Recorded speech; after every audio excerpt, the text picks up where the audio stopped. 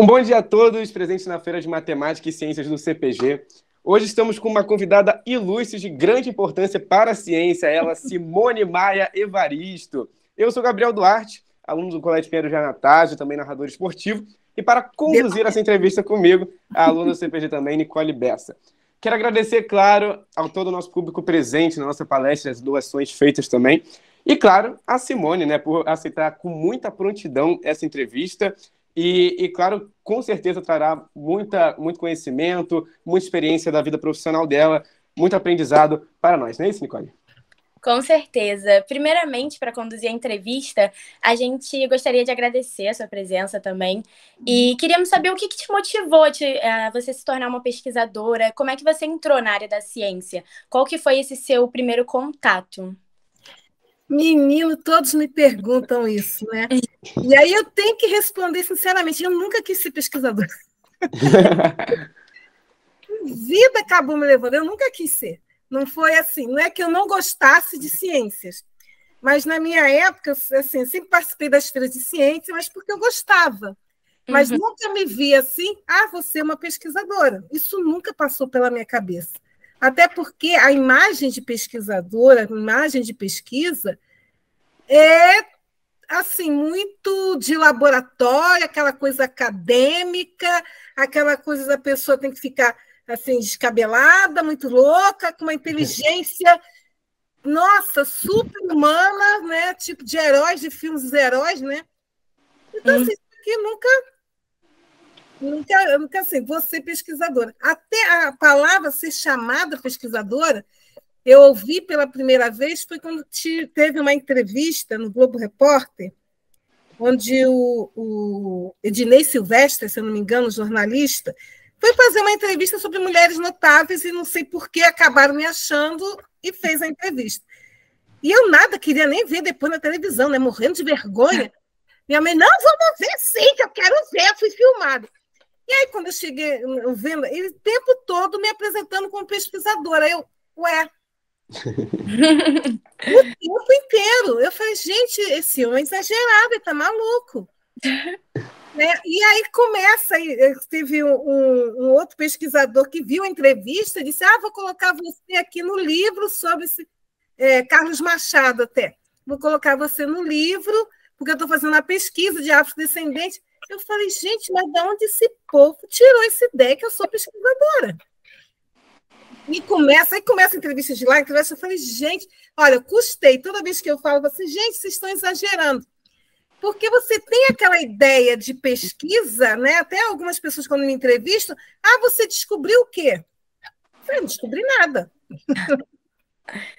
Então, é uma ideia muito que você traz de estrutural do que é essa pesquisa, até porque eu não trabalho dentro de um laboratório acadêmico. Eu faço assistência, e o que eu faço de assistência, na realidade, envolve muita pesquisa.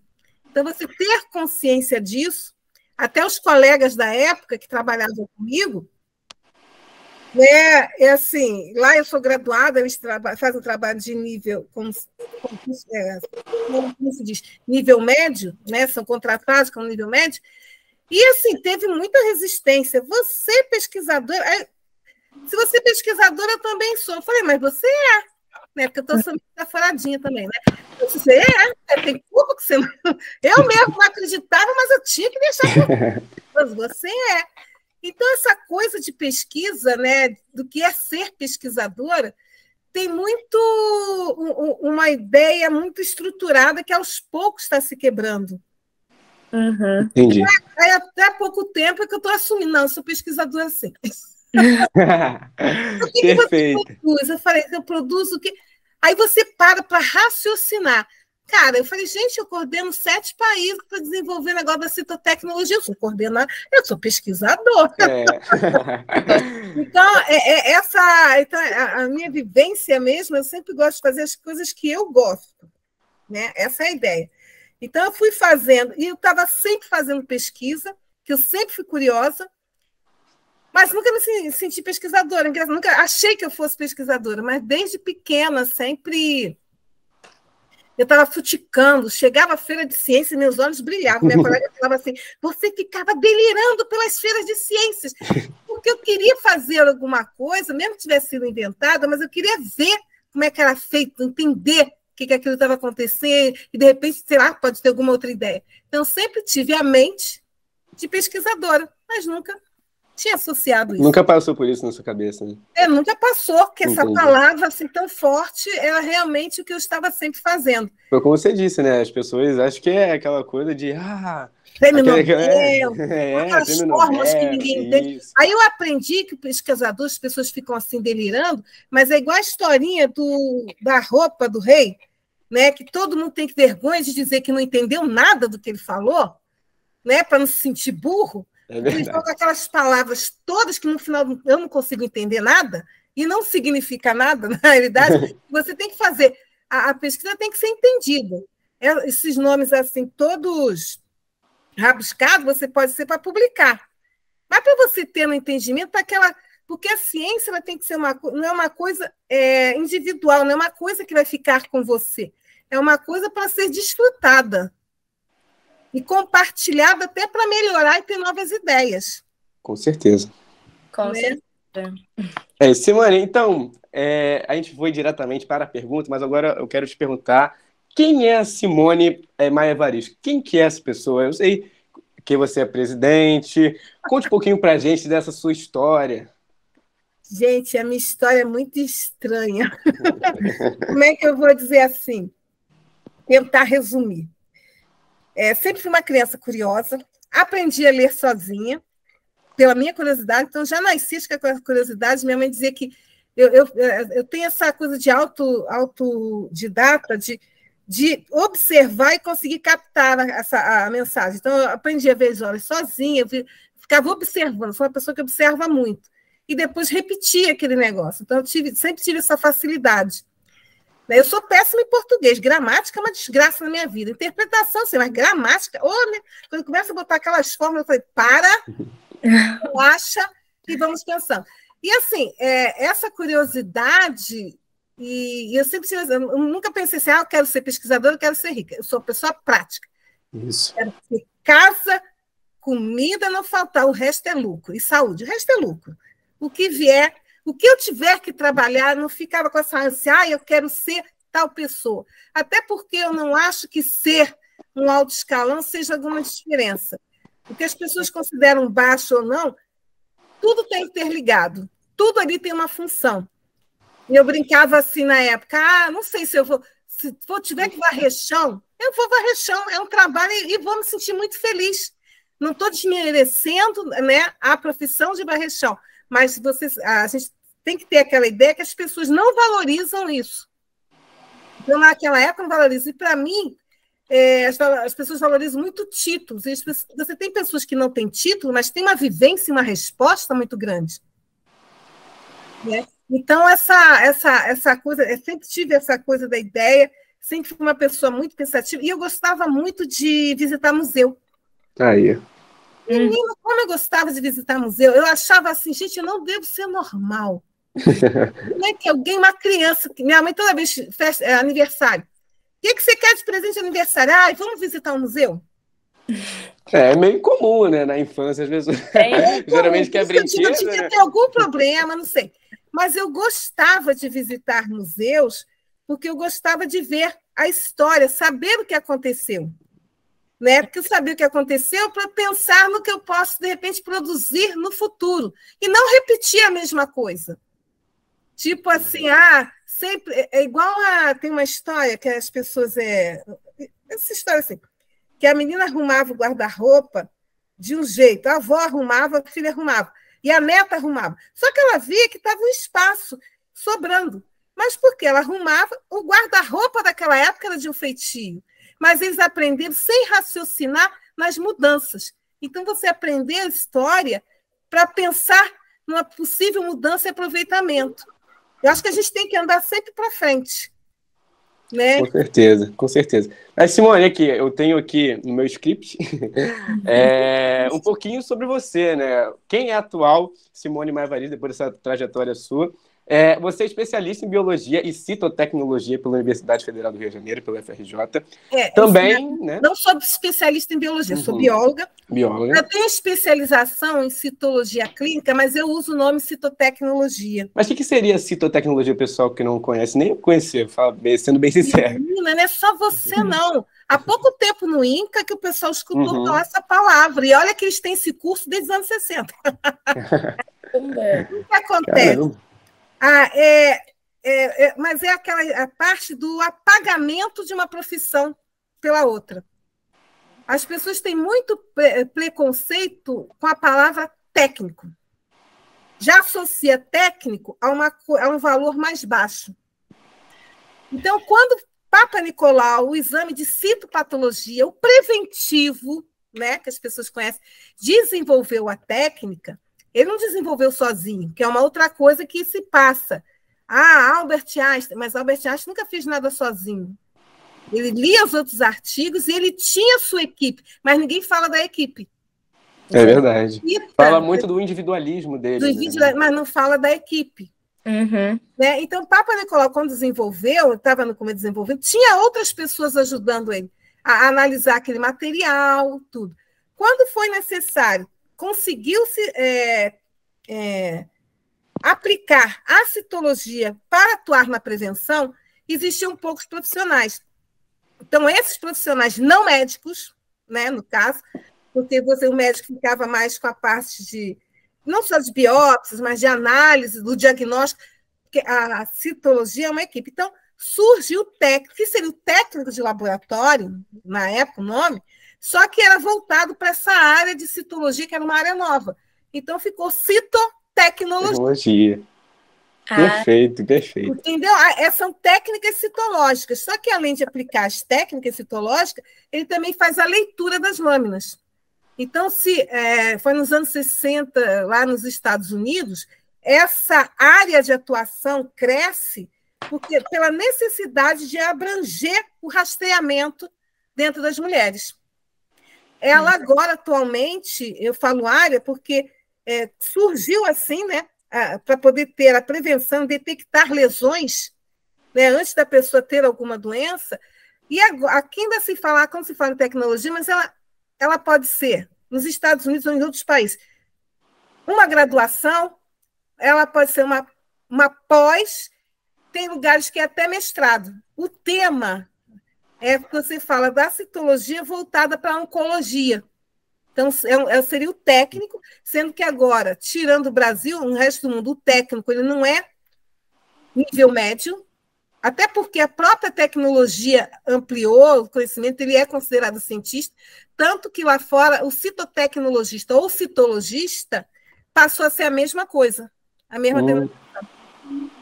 Entendi. Posso falar citotecnologia, até para a pessoa conhecer e valorizar, porque aqui no país a coisa travou, mas por exemplo, eu sou bióloga, trabalho com a área da citotecnologia e estou graduada, mas você tem aquele técnico que faz quase a mesma coisa, que eu, só com responsabilidades diferentes, só que é considerado nível médio para pagar menos salário, né? Vamos ser sinceros. Pode ser sincero. Essa que é a realidade, né? Então, tem essa brigalhada toda que eu não pedi para me meter. O pessoal diz que eu sou muito política. Falei, não vou ficar me estressando, com óbvio. A gente consegue mais na maciota. Mas então você é presidente da Associação Nacional de Citotecnologia, é Ana Cito que fala? É a Ana Cito. E a Ana Cito, ela surge justamente por isso. Não era uma bandeira que eu sei, vou levantar a bandeira que eu sou a pessoa que se eu puder correr de política, eu corro. Mesmo ao mesmo tempo fazendo política, eu corro disso. O que acontece? Eu fiz o curso no INCA. Eu fiz o curso técnico, né, no INCA, de 1 ano. É um curso de 1.900, quase 2.000 horas. Caramba!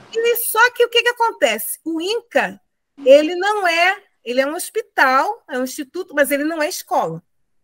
E forma alguém que não existia nem no cadastro brasileiro de ocupações, quer dizer, que não existiria no país. Antes de ser regulamentado, você tem que estar no cadastro, tem um número para poder assinar a carteira. Então, o INCA já estava formando pessoas sem ter título de MEC e que trabalhava com o nome de Citotec, só que não é ilegal, porque não existia nem no CBO. Você vê a confusão? Então, mas, aí, na época, eu sempre fui muito curiosa. Olha a minha curiosidade de novo, comecei a pesquisar. Aí tinha uma pessoa lá do ensino técnico, né? Muito safa de enfermagem. A enfermagem passou por isso também, né? As profissões técnicas em si passaram por isso.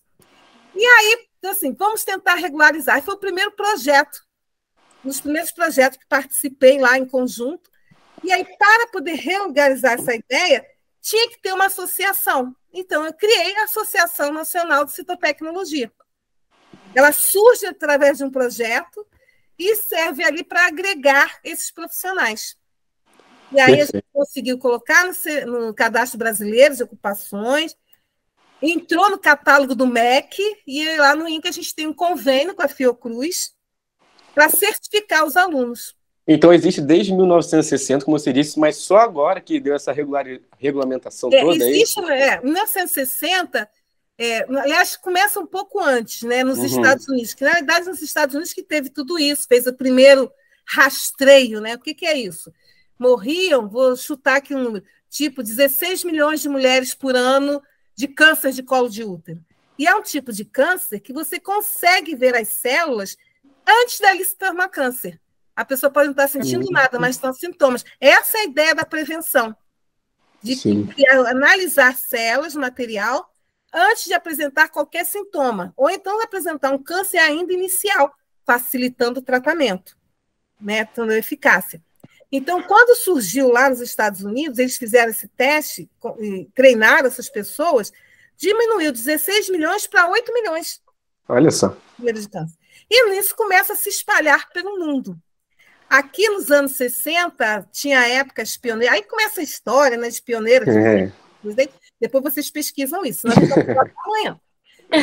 Surge um curso justamente formando esses citotecnologistas. Foram 13 anos, foi uma escola muito famosa aqui no Brasil e na América Latina, vinham de pessoas de vários países, só que os outros países depois foram montando seus cursos, e aqui, por uma briga política de classes, a coisa regrediu e não foi para frente. Sempre existiu isso, né? Sempre existiu. Então, nos outros países, já se tornou uma graduação. Entendi. Na América Latina, uma graduação, na África, uma graduação, na Europa, uma graduação. É uma defasagem, né? É uma coisa. Só que aí a gente conseguiu, por exemplo, eu continuo ainda xeretando, e aí uso o nome citotecnologia para poder firmar, né? Cada um se intitula, e o grupo que eu coordeno dentro da comunidade de países de língua portuguesa, que são 9 países, mas a gente conseguiu agregar 7 países, é justamente sobre essa área citotecnologia. Para tentar unificar a formação, qualificar o profissional, porque essa badernazinha toda não acontece só aqui no Brasil, não. Essa correto. Todos, mas... países, né? No mundo inteiro. Foi seguindo assim esse detalhe. Mas tranquilo, eu vou pedir para a Nicole, para a gente dar continuidade, fazer a segunda pergunta lá do nosso script, por favor. Então, a gente está falando sobre as mulheres, né, nessa área, e a gente queria saber se teve alguma dificuldade que você enfrentou, se existe algum episódio de discriminação, assédio, ou até mesmo algum comentário desconfortável que você já tenha presenciado nesses anos, unicamente por ser mulher, né? Olha, eu sou muito distraída para isso, porque sabe aquela pessoa que a coisa sai pelo ouvido, não está nem aí, não esquenta? Sim. Né, as pessoas quando falam de preconceito, como foi, eu falei, gente, não só o fato que são várias áreas de preconceito que eu tenho, né? Foi uma coisa que eu percebi logo. Falei, gente, parei uma vez no dia do espelho, aí ficou vendo, tem preconceito disso. Imagina. Não dá para resolver, não. Então, vamos viver. Porque, primeiro, vocês estão falando no caso de ser mulher, mas eu sou mulher, eu sou negra e eu sou gorda. A primeira coisa que vê aqueles imagens não é nem se eu sou mulher ou sou negra, eu sou gorda. Eu nunca esquentei, nunca deixei de... eu entrava 2 vezes na merenda, adorava comer aquele macarrão de salsicha. Ai, nossa, uma delícia. Quem não gosta, né? E assim, eu sou aquela pessoa que respirou e engordou. Eu tenho um primo que pode comer um prato imenso, não engorda. Eu, infelizmente, respirou e engordei. Pensei no doce, já engordei. Falei, relaxa, vou deixar para lá, vou esquentar. Eu ouvi uma vez que as pessoas te veem e não acreditam naquilo que você... E eu não sou aquela pessoa que fica debatendo nem nada. Eu não sou eu que lembro do episódio. É uma amiga minha, da faculdade de biologia, ela era negra também, e eu admirava muito, porque ela vinha de... Eu sou uma preguiçosa, se eu tivesse que fazer o que ela faz, eu não tinha feito nada. Ela vinha de trem, lá de longe, para fazer a faculdade. A gente fez uma faculdade particular. Eu optei pela faculdade particular porque era à noite, eu tinha intenção de trabalhar. A faculdade pública botava uns horários lá muito doidos. Eu optei por fazer uma boa faculdade na época, que era a Gama Filho, que na minha época era uma boa faculdade. Optei por fazer essa Gama Filho porque tinha à noite, e ela fazia do trabalho. No começo, eu tinha uma bolsa, porque eu era do corpo artístico, eu cantava naquela época, agora não canto mais nada, mas eu fazia parte do coral, né? Aliás, o coral na minha vida eu entrei para poder perder a timidez, porque eu era muito tímida, eu tinha medo de cair corando das pessoas. Eu falei, não, eu chamo de instinto de sobrevivência. Eu falei, eu preciso trabalhar, eu tenho que combater essa timidez, vamos fazer alguma coisa. Eu tenho instinto de sobreviver, eu tenho que sobreviver, eu vou lá. Olha a solução. E ela, uma vez, a gente na aula de anatomia, ela disse que a professora falou o quê, gente? Eu sei que a professora falou que ela ficou muito revoltada. Eu nem aí. Ela disse que ela falou para mim, eu nunca esqueci aquilo. Eu falei, minha filha, olha só, o que tiver que ser, vai ser, não estressa, não. A gente tem muito pouco de tempo de vida para se estressar com os outros. Se você deixa, você não vive. É verdade. Isso é muito bom, porque tem muitas mulheres na área de exatas que se sentem desencorajadas a ingressar nessas áreas por conta de um preconceito vivido, né? E tem muitos estereótipos e muita coisa. No momento em que você toma, assim, a coragem para fazer, é muito bom, né? Porque encoraja outras mulheres também. Porque, olha só, vai ter pessoas que vão te atrapalhar. Aí eu digo assim, pessoal, eu sou uma religiosa não muito praticante, mas sou. Eu respiro fundo quando der 10, seja o que Deus quiser. Eu também não posso dizer assim, não, eu quero entrar nisso, eu vou entrar nisso, vai me fazer feliz? Vai me fazer bem? Eu não posso entrar em briga por birra dos outros, porque a vida é minha e eu acho que a gente vive muito pouco. Por mim, eu vivi eternamente. Então, assim, eu não posso deixar de aproveitar isso. Então, e aí, vê onde é que eu estou hoje. Eu lembro, estou falando isso porque ela lembrou e falou assim, na época eu fiquei revoltada, você se marcar uma danada. E onde você está hoje? E eu nem procurei isso, hein? Nem procurei isso, não é? Se eu pudesse ficar escondida aqui dentro da revista, eu não chegava, não fazia nada, nem procurei. E teve uma vez que eu passei no concurso do INCA, porque eu estudei lá, eu tinha muito pouco tempo de formada, tinha várias pessoas com vários anos, e eu entrei. Acho que 2 anos só de formada, eu concorri com pessoas com 10 anos de formada. E eu entrei, eram poucas vagas e eu entrei. E tinha uma médica lá que ela estudou, né? Ela foi minha professora na época, e ela estava revoltada porque alguém chegou para ela e disse: ela passou, não é possível, deve ter algum pistolão. Caraca, olha só. Aí eu falei para mim assim: olha só, pergunta para ela qual é o pistolão, porque eu quero passar para outros lugares também. Porque não nada, se tiver, eu quero passar para os outros lugares. Não adianta, né? Uma outra coisa de episódio de racismo, né, independente, foi quando eu fui num prédio aqui na Tijuca, né? Que aqui na Tijuca tem aqueles mensalmente de nariz em pé. E aí eu fui visitar uma amiga que no elevador, e tinha uma senhorinha, gente, senhorinha, ela ainda está muito naquela ideia, ela acredita assim, o racismo tem muito da coisa estrutural de vivência. Então, a velhinha viveu na época ainda, a escravidão acabou, né? Não há pouco tempo. Ainda pega aquela estrutura, aquela imagem, porque a gente tem uma imagem. Você vê uma pastelaria, eu penso logo em oriental. É estrutural. Você não pensa numa outra pessoa dentro de uma pastelaria. Já parou para pensar nisso, pelo menos? Né? E aí ela começou a conversar. Ai, sabe que eu estava precisando de alguém para fazer uma faxina, que mais não sei o quê, combinando. Se ela soubesse que eu não levanto nenhuma vassoura, que eu fico até semi-morta. Caramba! Perguntando assim, olhando, né? Ai, estava assim precisando de alguém. Aí, quando eu esperei ela terminar de falar, eu falei, mas a senhora sabe que eu também estava precisando de uma? Você vai ver a cara que a velhinha fez. Eu estava esperando aquilo ali, porque ela não estava acostumada. Eu não fiquei com raiva nem de nada, não. É porque a gente tem que quebrar muitos tabus, né? Eu não posso chegar para a pessoa só... Não, ela foi criada, doutrinada e treinada a isso. Isso tudo tem um contexto, né, histórico. Todo um contexto. E a minha preocupação não é com a pessoa branca racista. Alguém me perguntou isso uma vez, eu falei, gente, a minha preocupação é da pessoa negra que não se enxerga.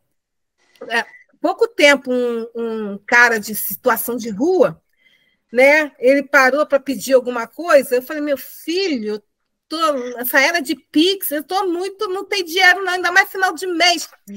Aí ele começou a falar assim, você parou para falar comigo, né? Porque nós somos. Né? Você parou. Aí, quando eu fui perguntar assim, você mora aonde? Eu não ia dizer onde eu moro, né? Senão ele ia aparecer lá na porta. Eu quase frente à minha casa. Eu moro aqui na Tijuca. Lá no Morro do Salgueiro. Então, mentira. É automático. Mas ele estava se sentindo à vontade. Então, é uma pessoa em situação de rua, negra, que não consegue ainda visualizar o seu potencial. Então é o tipo de pessoa que, eu sou cracuda, essa é minha vida mesmo, você... Entende? E estou no supermercado, aí tem uma senhora negra que vem e conversa comigo, e começa a conversar sobre a patroa dela. E sente à vontade falando. Então, eu acho que não é só a pessoa branca das situações, porque é uma coisa estrutural, que a gente vai quebrar com o tempo que a gente vai conseguir chegar. Mas é o próprio negro não se enxergar. Ele olhar para você e ele não ver uma outra imagem. Né? Entendi. Ele precisa, para ele quebrar o ciclo dele, para ele não achar que ele é só aquilo e acreditar naquilo que é dito. Então, é uma parte bem interessante. Mas teve esses momentos de entrar numa loja, essa eu fiquei danada da vida, e o cara de segurança começar a andar atrás de você. Eu estava com a minha mãe, ela ficou revoltada, mas só fiquei ali naquele momento. Depois eu passei, né, porque aquela situação... Mas aí, ao mesmo tempo, eu já vi situações de pessoas negras roubando. Quer dizer que todas as pessoas negras vão roubar? Não. Mas é estrutural, porque ela mesma, né, quebra e a pessoa só vê aquela imagem e acaba associando. Exato. Então, tem que quebrar o tabu, né? Continuando nessa pauta, que eu não sei quando você terminou a faculdade da UFRJ, mas como que você acredita que ser uma mulher preta, como você falou, em uma área que é predominantemente a medicina, a gente sabe que é biologia, medicina, área de exatas, ciência, predominantemente ocupada por pessoas brancas. Então, afetou a sua jornada na área da ciência em algum motivo? Não afetou, não, porque assim, eu fui fazendo aquilo que eu gostava, né? Não foi assim baseado. O mais interessante, né, depois de começar a ver essas histórias, que na minha época não tinha essas histórias todas, que tem agora, coisa das mulheres. E depois eu estava pensando, eu participei de um primeiro evento de encontro de mulheres das ciências exatas, pela minha curiosidade. Isso foi antes de começar esse movimento todo grande. Eu já estava lá, falei, Simone, se toca. Inconscientemente, isso já estava lá. O que eu parei para pensar e perceber que foi... Eu acho que eu vivi num mundo muito branco, ou um mundo assim... Eu não sei se ilusório, não sei o que descrever. Eu encontrei uma colega minha que estudou no primário e ela virou para mim: Simone, você nunca percebeu que nós éramos as únicas duas negras do colégio? Eu nunca tinha percebido. Aí eu fui olhar a minha foto de formatura da biologia. Só tinham duas mulheres negras, que era eu e essa minha colega. Aí no mestrado, a minha orientadora, minhas colegas de trabalho, todas loiras. Tudo padrão, tudo padrão. Não, todas eram loiras. Eu falei, gente... Aí eu fui ver um outro grupo que eu falei, eu era a única negra. Eu falei, caramba, eu nunca tinha parado para pensar que eu era a única negra que estava ali. E assim, Entendi. Elas não tinham preconceito, até porque eu não sou uma pessoa... Eu vou muito pelo meu conhecimento, né? Eu trato as pessoas independentes, todo mundo igual. Até as pessoas às vezes estranham. Teve uma vez um vigilante do posto de saúde que eu trabalhei, que foi uma visita lá, eu apresentei até, se pudesse, eu apresentava até o cachorrinho que estava ali, apresentava todo mundo. E ele depois veio me agradecer, porque ele disse que quando as pessoas vão lá, nem olham como se ele não fosse nem gente. Eu falei, caraca. Caramba. Às vezes eu não perdi. Assim, é um natural meu, de falar com todos até. E aí, quando eu vi esse grupo, assim, o grupo me procurava assim, sempre, porque eu sempre corri atrás, sempre tive essa facilidade didática, né? E assim, elas não tinham preconceito em si, mas eu parei para observar que eu estava num ambiente onde eu era geralmente a única negra. Uhum. E fui chegando e fui alcançando. Quer dizer, eu tenho um grupo só de médicas, eu fui convidada a fazer parte, né? Até pelo trabalho, desenvolvo a maneira. E são todos brancos. Aí eu parei para pensar, gente. Aí, quando as pessoas falam de dificuldade, eu falei, eu não sei. Eu vou fazendo, eu geralmente não dependo do outro para fazer. Tem que ser assim, né? Uma coisa. Não, pode ser uma das coisas que me facilite, por exemplo, na escola. As pessoas que iam procurar para que eu ensinasse, sempre eu me sobressaí, porque eu aprendia muito rápido e muito fácil, também esqueço, né? Já vou avisando, também esqueço. Então, eu aprendia muito rápido, né? Eu tinha uma colega minha que a mãe reclamava que ela ia lá na minha casa fazer trabalho. Aliás, ela ia lá copiar o meu trabalho, né? Só que ela chegava de manhã antes de ir para a escola e tinha cara de pau de copiar os exercícios. Né? E os colegas queriam sempre participar comigo. Teve um segundo grau, um colega agora falou: ai, Simone, todo mundo quer fazer parte do seu grupo, que era 10 certo. Então, eu sempre tive essa facilidade. Uhum. Então, eu sempre fui alcançando as coisas pela facilidade e pelas ideias que eu tinha. Uhum. Então, veio muito de você, assim, né? De princípio. Então, ia ser a pergunta seguinte, né? Mas é que você falou que desde criança já tinha toda essa curiosidade, você viu a feira de química, de ciências lá, já ficava brilhantando seus olhos. Nossa, eu adorava fazer aqueles negocinhos lá, fazer. Então, a pergunta seguinte seria: se existe alguma mulher que você admira, que te inspirou a entrar nessa área da ciência? E se sim, qual seria essa pessoa? Pois é, não teve nenhuma mulher que me inspirou, justamente porque na minha época não tem as informações que se tem agora. Mas hoje em dia, alguém que você tenha um reconhecimento tem um na área? monte de mulher, tem um monte de mulher. Muito. Gente, você para e vê quanta coisa que você não tinha conhecimento. Tem uma, como é que ela se apresenta? Uma intelectual diferentona. Isso é o nome dela no Instagram, que eu esqueci o nome. E ela fala, às vezes eu estava escutando assim no Instagram, ela fala com umas palavras científicas, ela é química, tá? Esqueci o nome dela agora, é da Bahia, foi do Quilombola e tudo. Ela lançou até um livro, e ela fala de um jeito que, assim, são palavras que eu não acho mais difícil, porque a maneira que ela expressa é uma coisa tão natural, né? Que eu falei, cara, eu estou entendendo tudo, de uma facilidade, né? Então, eu admiro esse trabalho que ela faz. Ela criou uma escola chamada... Ai, gente, eu não sei se é Maria Filipe, uma escola voltada para a cultura negra para crianças, lá na Bahia. Que maneiro, que legal. Né? Então, assim, é uma pessoa... Eu admiro várias... Essa minha colega também, a Fátima Napoleão, que estudou comigo, que tinha... Ela carregava, assim, vinha de ter aquele trabalho pesado, correu atrás para se formar, né? Já foi em outros lugares, agora trabalha na UERJ. Então, essa é uma pessoa que eu admiro desde aquela época. É engraçado que ela me admira. E eu, na realidade, é o que admiro ela, né? Porque, para mim, acho que ela tem... Para mim, eu sinto como fácil porque eu procuro ser prática. Se eu tivesse que gastar alguma coisa... Eu saí do emprego, naquela época, agora eu não saio, mas saí do emprego e falei assim, não, eu estou investindo, eu tenho casa, adoro comida, né? Então, eu tenho casa e comida, vou fazer um estágio sem remuneração. Quase o pessoal me matou de largar emprego para isso. Eu falei, cara, eu tenho que arriscar nesse momento que eu posso. Verdade. Eu arrisco, mas ao mesmo tempo eu sou muito... Eu sou virginiana, sou detalhista. Tá chegado. Tá explicado, né? Eu sou virginiana e eu fico ali, não que eu fique... Eu tenho um colega que ele aliás, ele até trabalhou comigo, é loiro também, lá do trabalho. Sei que sei. E ele é... Como é que ele fala assim? É aquela coisa de preconceito. Ele acha que não é preconceituoso, ele acha. Ele acha que não é um monte de coisa. E aí, às vezes, quando eu fico olhando para ele, eu tento dar umas afinetadinhas nele, né? Ele leva... Meus alunos me chamam de uma Rita risonha, né? Então, vamos assim, mais... E ele, como é que ele fala, gente? Esqueci, gente, o que eu estava falando? Tem hora de tanto cansaço que a gente troca. Ele falou uma coisa que eu estava conternando ele. Ele tem várias essas coisas pensando. Ele é muito católico. Se eu não vou na igreja, eu sou uma católica não praticante, porque eu admito o meu pecado, eu sou preguiçosa de ficar sem televisão. E ele diz que ele fala sério para mim que eu não vou para o céu. Eu falei, então vamos nos despedir agora, porque a gente só vai se ver aqui na Terra. Cara, já imaginou? Com tanta gente matando, eu não vou no céu porque eu não vou na igreja. Fala sério, né?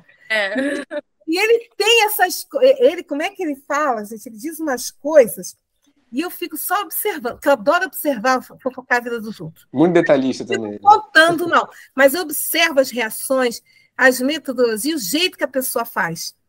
E eu falei assim, a gente tem tanto estudo, né? Porque se tem a ideia de que a pessoa, eu tenho doutorado, eu tenho pós-doc, e às vezes não sabe muita coisa. Verdade. Se intitula com um monte de coisa, mas às vezes... E aí você vê assim, aí tem um preconceito e um racismo. Isso não é intelectual, cara. Nem um pouco.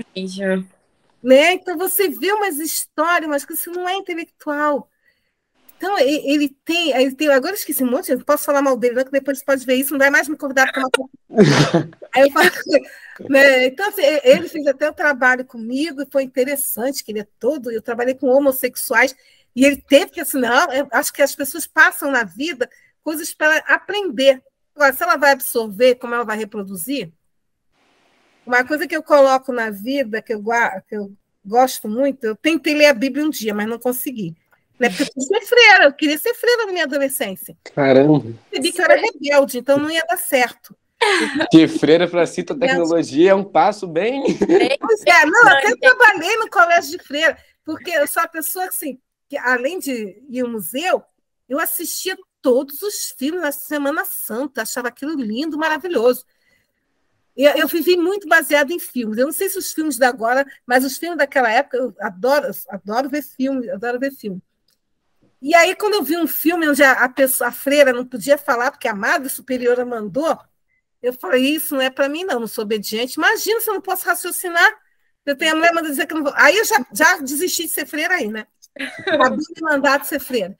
Mas assim, eu nunca consegui ler a Bíblia, eu sempre achei muito estranho ter várias religiões com uma única Bíblia. Eu falei, alguma coisa está errada. Então, eu paro e penso, amai-vos aos outros e não julgue para não ser julgado. Eu falei, vou guardar só essas duas frases, que eu acho que isso responde muito. Tudo, né? Tudo que está lá é movido a isso, né? É movido a isso, só que as pessoas ficam interpretando ao seu gosto. Interpretam o que é. Interpreta ao seu gosto. Desde do motivo de eu brinco com esse colega, por que o fato de eu ir à igreja todo domingo vai me salvar se eu sair de lá, faço alguma coisa? Verdade. Não existe isso, né? É aquela coisa doutrinada que as pessoas não param para raciocinar, né? Deus é amor, mas ao mesmo tempo castiga. Aí o pessoal não acredita. Não, a culpa não é de Deus, a culpa é do homem. Sim. A gente tem livre-arbítrio, está aqui para viver, e céu e tudo.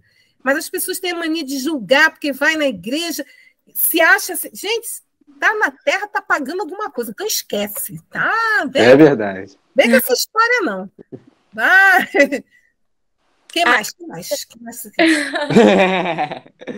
A gente queria falar também um pouco, porque era até uma pergunta, né, que eu li uma entrevista sua falando sobre a história, e é muito legal ver pessoas de exatas que valorizam a história, porque geralmente nós somos de turma de humanas, né, desse novo ensino médio, que agora tá tudo dividido, e é muito interessante quando a gente vê pessoas de exatas que também valorizam e reconhecem a importância da história e da área de humanas, né, que geralmente é muito desvalorizada. Achei interessantíssimo você falar que gosta de museu, de entender o passado, pra gente viver, né, o presente, o futuro. Achei muito interessante. As ciências, elas eram uma coisa só e as pessoas acabaram desmembrando. Mas elas estão interligadas. Sim. Eu vejo, eu fui numa escola fazer uma palestra uma vez e o professor do serviço social, por que não nos consideram pesquisadores? Eu falei, porque não é. uma coisa introduzida. Então, qualquer área, eu preciso saber, por exemplo, eu vou falar de prevenção de câncer num local onde existe assim, negócio de. Aliás, ontem mesmo eu estava com uma comitiva de Angola, e eles estavam comentando, uma comitiva do Instituto de Câncer de lá, e eles estavam comentando que algumas práticas eles não podem colocar por causa da cultura. Uhum. Ainda tem isso, né? A cultura não entende o que é feito ali, né? Daquela social. Aquilo que você está planejando das ciências, não vai seguir. Sim. Elas são interligadas. Pode não ter aquele grande passo, mas não adianta fazer uma campanha. Por exemplo, o pessoal, vamos fazer campanha. Mas você não consegue atingir os locais geograficamente que o ambiente está lá, dos índios, né, que tem uma outra cultura. Então, eu vou me basear. Aqui importa muitas coisas dos Estados Unidos, né, principalmente na área de saúde. Então, lá eles têm. Só que assim, porque lá a tecnologia. Só que aqui essa tecnologia não é aplicada. Então, como é que você vai resolver? Verdade. Lá eles têm remédio, eles têm um outro tipo de tratamento. E mesmo assim o câncer também não está seguindo lá. Como é que eu vou trazer para essa realidade aqui? Então, a sociologia, por exemplo, eu fui tratar, quando eu fui fazer, eu trabalhei com homossexuais, pacientes HIV, e você escutava histórias, né? Tipo, vou dar um exemplo. Estava numa igreja, que assim, eu não sou coisa, mas de vez em quando eu gostava de fazer trabalhos sociais. Eu estava lá na igreja e eles trabalhavam com moradores de rua. E tinha uma lá das beatas, que me desculpem as beatas, aquelas beatas, né, que ficam lá. Tinha uma que queria me bater, que dizia que eu ficava paquerando o padre. Eu falei, eu vou virar mula sem cabeça com prazer. E aí ela disse assim, vamos fazer um serviço social com os moradores de rua. Ela foi falar com eles para escovar os dentes, fazer prática. Ele virou para ela e falou, que a gente escova o dente aonde? Entende? A pessoa que quer fazer uma coisa não entende a coisa social que tem ali. Sim. Então, tudo você leva. Você pode ter um princípio, mas você tem várias. Na realidade, a gente cria uma ciência baseada em várias informações. E que bom que não seja só as informações da sua área, porque isso te limita. Real. Né? Isso te limita muito. Uhum.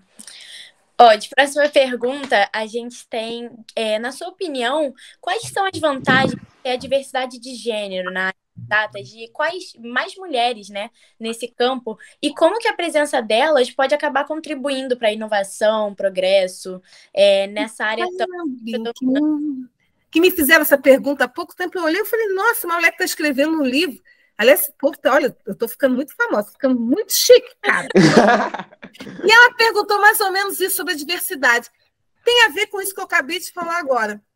Né? Você vê um pesquisador, vamos pegar assim, dos passados, os pesquisadores tinham a ideia que mulher não raciocina, que a mulher, então, baseia seus estudos numa ideia errônea.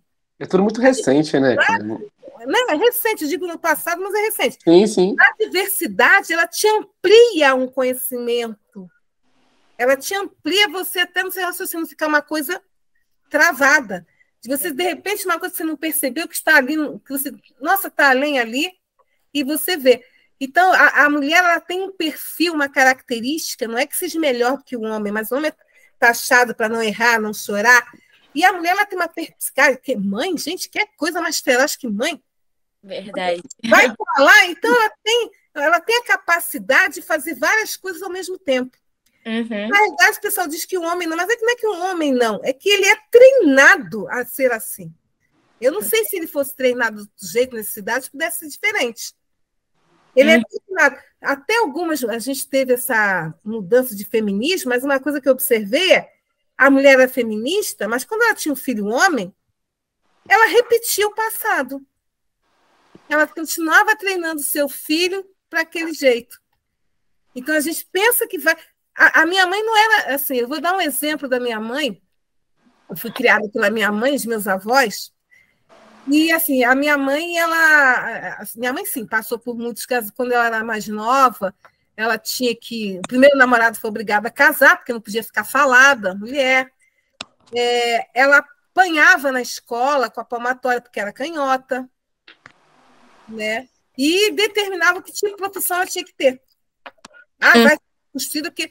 Então, minha mãe foi uma da geração que foi assim, e ao mesmo tempo ela era uma pessoa até rebelde, rebelde que eu digo assim, ela fazia as coisas, mas não era uma conformista. E aí, uma vez, ela não me deixava fazer nada, ela mesma não confiava em mim. Gente, eu tenho uma cara que eu sou tão confiável, vocês não acreditam muito que eu vou fazer as coisas, né? E aí, ela, uma vez, sei o que, do prato, ela resolveu deixar lavar o prato, minha mão escorregava, quebrava, gente, qual é o problema? Mas acho que era mais proteção. Ela disse, se você fizer, seu marido vai bater em você. Aí eu falei para ela, então não vou casar. Ela fez uma cara de espanto para mim. De choque. De choque. Mas, assim, não é o perfil dela. Ela automaticamente repetiu uma coisa estrutural. Porque automaticamente eu falei, tem graça eu casar para apanhar de marido, gente. Eu era criança, mas acho que eu já tinha uma mente muito avelhada. Tem graça no caso, pomba, ué? É só que faltava o casar sabendo apanhar do marido. Que ideia! E ela mesma, quando percebeu, e ela mesma disse, você me ensinou muitas coisas. Né? A mãe dela veio quase criança, né, de 13 anos, para ser empregada doméstica. Então, você tira uma criança de um estado, de Minas Gerais, minha família é de Minas, para ser empregada doméstica aqui no Rio de Janeiro. A minha avó se casou com um cara que era 30 anos mais velho que ela, já com 2 filhos. Então, olha a relação.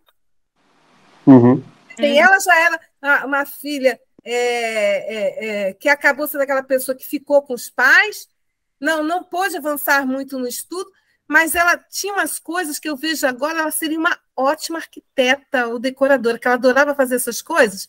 E aí eu vejo os caras arquitetos, design, colocando, eu falei, mãe, minha mãe já fazia isso em casa. Olha aí. Porque ela perdeu por todo esse contexto, né? E ela tinha muito medo, porque eu sou uma pessoa muito quieta, ela tinha muito medo por mim. Assim, acho que ela não é que ela não acreditasse, é porque ela foi doutrinada a não acreditar que não teria.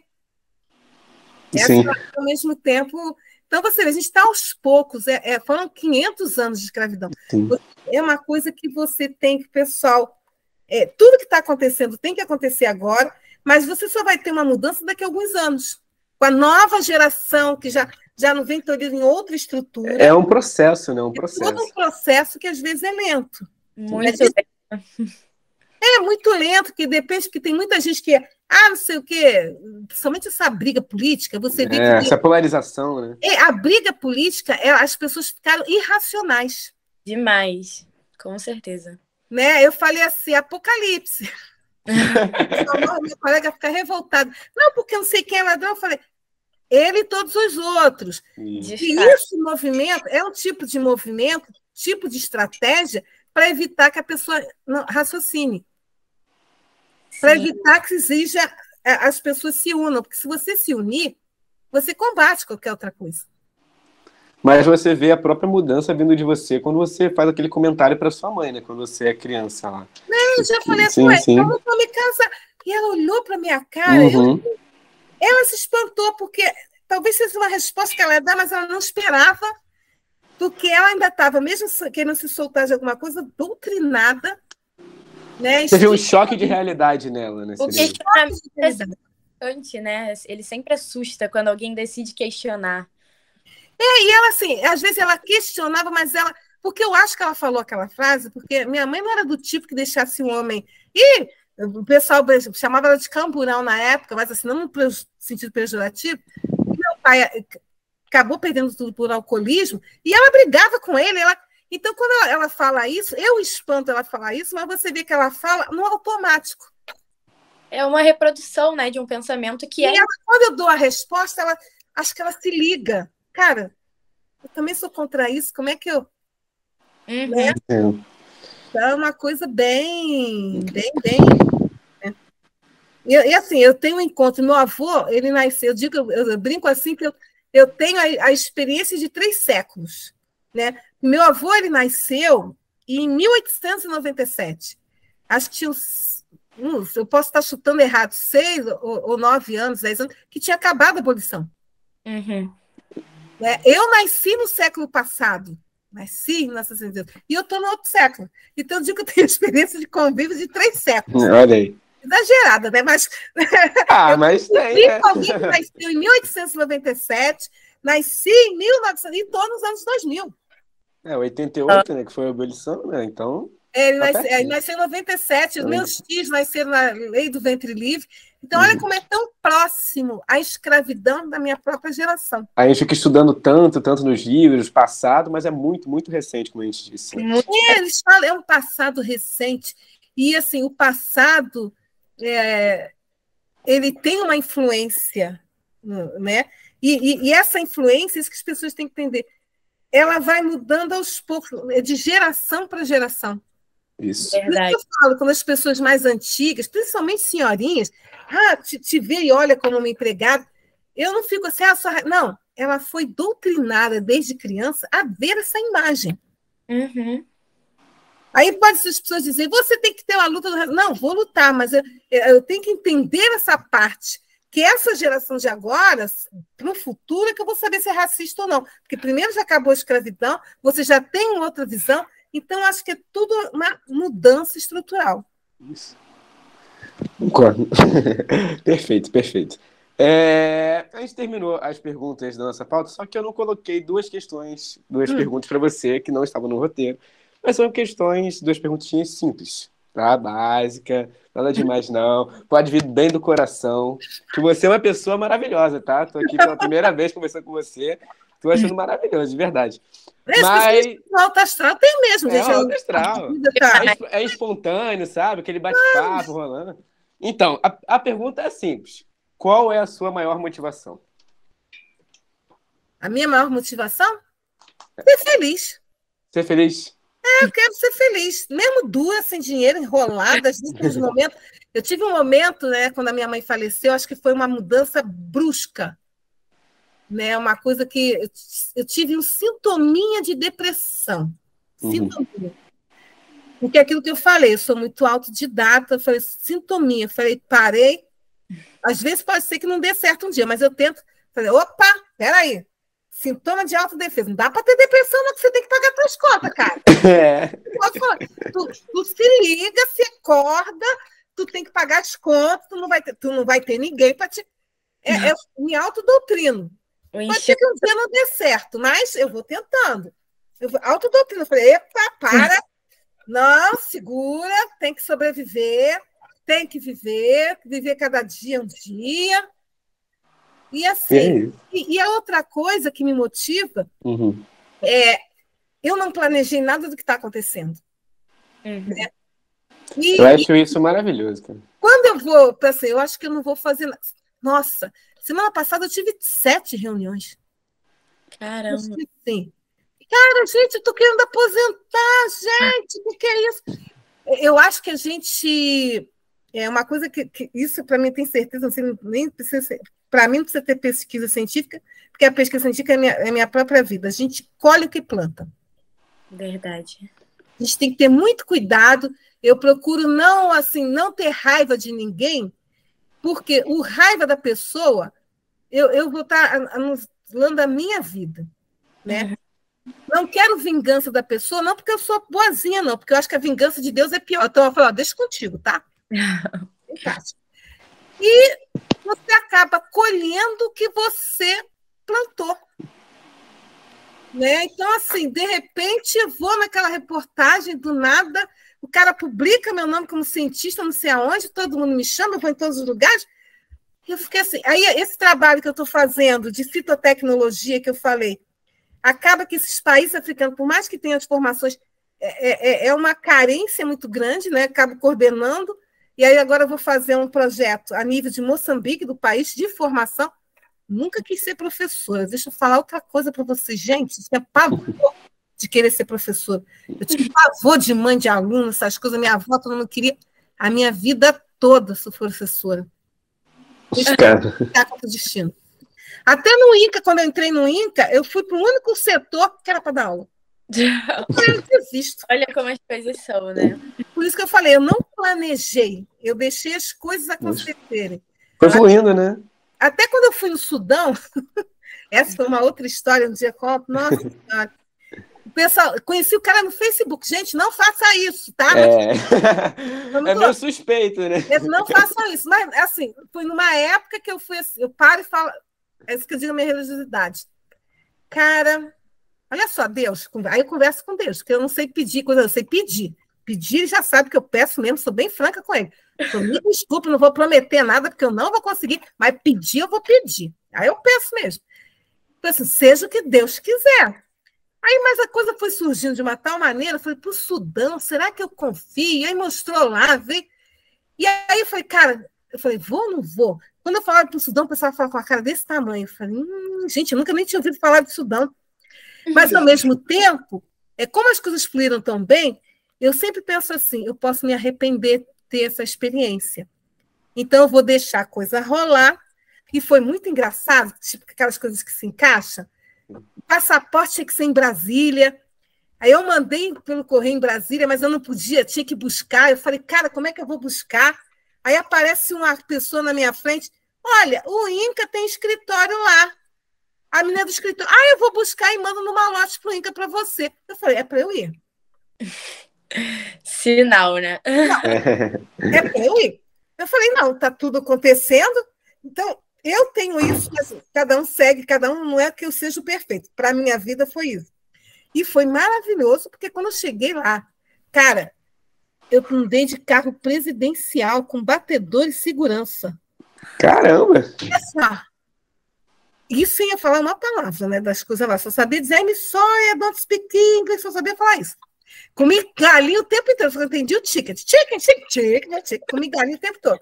Essa é a loucura de ter uma pessoa não falar de homem para lá. E eu andei de carro, eram 3 palestrantes estrangeiros. É um país muçulmano, o Sudão, 3 convidados estrangeiros, um do Egito, um da Alemanha e eu, a única mulher, e do Brasil. Caramba! Aí eu falei, caraca, gente! Eu fiquei assim, ó. Aí quando o batedor, Tiara, eu nunca sabia que carro tinha massageador no carro. Eu ali sozinho, segurança, o cara, um batedor na frente, eu tava uma rainha. Eu falei, caraca, gente! Foi uma experiência que eu iria me arrepender muito se não tivesse feito. Com certeza, né? Se arriscou e deu certo, né? Arrisquei porque as coisas estavam dando sinais. Sim, sinais. Isso é bom. Mas eu aconselho a todo mundo, gente, não vá na minha loucura, né? Porque depois o outro vai e diz, porque a Simone foi. Não, a Simone não é referência. Ela tem umas ideias assim. Perfeito. E a outra questão que eu queria te falar, bem simples também, é se você tivesse uma mensagem para o mundo, qual seria essa mensagem? Ai, gente, a mensagem é seja feliz, tá? Uma encaixa na outra, hein, se você reparar. Não, é porque as pessoas assim, eu quero ser isso. Para você ver, o que eu queria de sonho da minha vida? Primeiro, ser freira. Aí depois eu queria trabalhar em escritório. Sabe que meu sonho é trabalhar em escritório? Porque eu adoro coisas de papelaria. Eu gosto de coisinha arrumadinha. Eu estou aqui, na ciência. Olha só. Não, sonho, negócio é uma coisa limitada. E assim, eu fui seguindo o meu coração. Então, eu sempre falo, não julgues para não ser julgado e plante, porque você sempre vai colher. Né? Então, lembre sempre disso, quando você faz mal a uma pessoa te faz um mal, eu procuro não reproduzir, por mais que eu fique com raiva, alguma coisa, porque eu tenho que lembrar que a vida é muito curta, ela é minha, e eu não posso deixar que se desperdice. Eu tive muito bullying, agora a palavra é bullying, chique, né? Na minha época. Era apelido de jarrão, era apelido. Entrava para um ouvido, entrava para o outro. Eu falei assim, gente, eu não posso deixar de viver a minha vida por causa do outro. E cara, quando falava de jarrão para mim, eu falei, cara, com que suco é muito bom. Porque se você fica depressiva, a pessoa. Agora, se você não esquenta, a pessoa, na realidade, está jogando no vácuo. Uhum.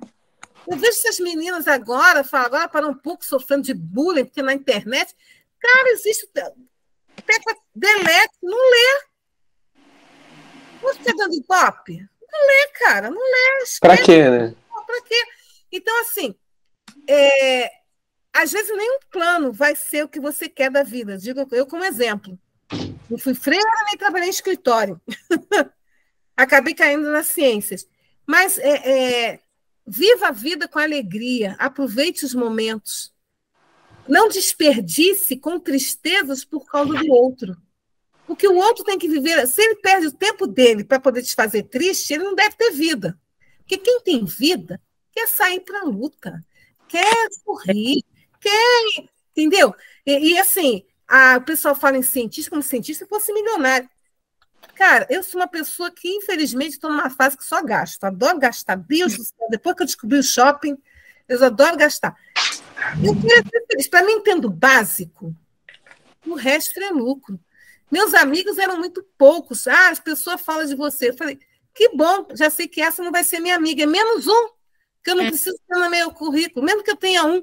E se eu não tiver nenhum, eu tenho que confiar em mim mesma. Chega para o espelho e diga, você é linda, você é minha amiga. Entendeu? Uhum. A vida passa. O futuro está aí. Se você deixa o seu presente por causa do outro, você não tem futuro. Verdade. Tá? Seja o que você for, eu gosto de varrer a rua, ou eu gosto de ser faxineira, ou eu quero ser uma doutora, seja feliz. Seja feliz, então esse é o ponto principal. Seja se você feliz. É feliz, esquece os outros e bota no seu foco. Vai ter problemas, vai ter o tempo inteiro. Teve uma época que eu gastei demais também. Não tinha dinheiro nenhum. Eu relaxava, falei, deixa eu ver. Tem ovo? Tem Netflix. Tá aí. Fala sério, a vida é curta. É isso. A gente queria conhecer um pouquinho também sobre o seu projeto que a gente viu, que você se tornou membro da África. Queria que você falasse um pouquinho para a gente conhecer sobre. O que acontece? Eu sou membro adoro ser membro, porque eu sou a curiosidade, né? Adoro ser membro de tudo. Então, fui membro da Academia Internacional de Citologia, era fellow, né? Aí deixei de ser fellow, porque era muito caro o dólar. Tem essa associação africana justamente combate, pesquisa e treinamento em câncer. Então, eu me tornei membro, até porque esses países que eu coordeno, 5 deles é África. Caramba! Né? Porque a gente aqui tem preventivo, tem tudo, mas eles saíram de colônia há muito pouco tempo. A maioria desses países, Moçambique, Angola, de língua portuguesa, até os 40 anos, 50 anos atrás, eram colônias portuguesas que se libertaram. Então, eles estão crescendo, estão mandando as pessoas estudarem, estão reconstruindo o seu país. Né? Por isso que eu digo comunidade, CPLP, Comunidade de Países de Língua Portuguesa. E a África tem além de ter uma riqueza, ela tem essa carência na parte de... E eles querem trabalhar justamente, eles estão se unindo, a África, quando ela começar a andar por si só, vai ser uma grande potência, porque eles estão se instrumentalizando, né? Acabaram de ser colônias, estão se reconstruindo. E eles querem, principalmente o câncer, porque muitos cânceres são fáceis de ser evitáveis. E por falta de estrutura, ainda se morre muito de câncer, principalmente colo de útero, de coisa das mulheres. Então, eu me associei a eles, eu ainda nem botei nenhum projeto lá, porque eu tenho esse projeto da CPLP, que são países de língua portuguesa, que entra, além de alguns países africanos, Moçambique, Angola, Cabo Verde, São Tomé Príncipe, Guiné-Bissau, tem o Brasil e Portugal. E tem mais 2, que acho que é Timor-Leste, que é na Ásia, sabe? Teve uma colônia na Ásia, tem um trechinho lá que eles falam português. Tudo é para conhecer eles, que eles falam português. E Guiné Equatorial, eu acho, não sei, posso estar falando besteira, não me lembro. E aí, eles ali é um continente que eles estão se organizando, planejando informação de estudo, de formação, para ajudar todo o continente. Então, aí para, de repente, levar alguma contribuição, né, para esses países, já que eu estive lá no Sudão, aliás, eu nunca pensei de ir no Sudão, eu estava num hotel que tinha o encontro dos 3 rios Nilo, e fui em Khartoum, na primeira faculdade da África.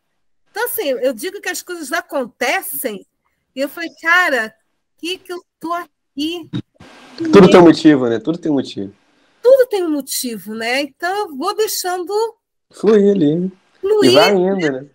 E assim, às vezes as pessoas falam assim, sua experiência de vida. Eu falei, que experiência, cara? Eu ainda fico assim, gente, o que essa gente quer saber da minha vida? Minha vida é... Não, eu falei, gente, as pessoas estão se inspirando nisso, cara, nossa, você não tem noção dessa dimensão, né?